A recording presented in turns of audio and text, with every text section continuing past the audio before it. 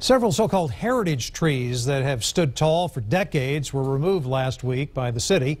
And local conservation groups are angry, saying there was not enough notice or discussion on the matter. KXAN's Amanda Brandeis has been covering the issue, and she joins us live with more. Well, the area we're talking about is the Sunken Garden, a historic site downstream from Barton Springs Pool. The garden is probably best known because it's home to two endangered salamander species, which have been so protected they've stopped development in the area. But tonight, the controversy is over the trees. Literally, Austin is here because of Barton Springs. This is our source. It should be honored and protected, and unfortunately that didn't happen here. Pieces of Austin's roots now sit in wheelbarrows and pickup trucks. Well, first thing that comes to my mind is disgust.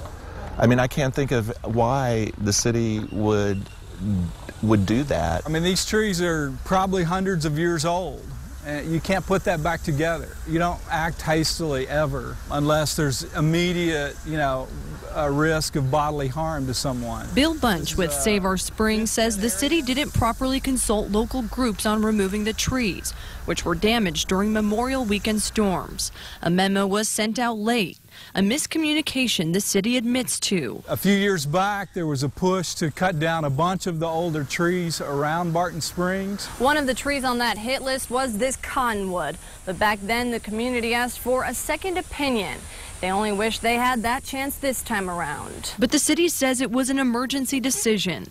They determined the cottonwood had extensive decay and feared it could fall at any moment, and say the pecan trees were severely damaged. But Bill and other groups have their doubts. They knew people were concerned. It shouldn't have happened.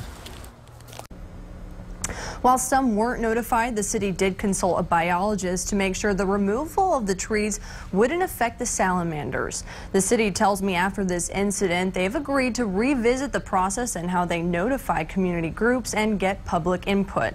And they also have plans to replant trees in some areas hit hardest by the floods.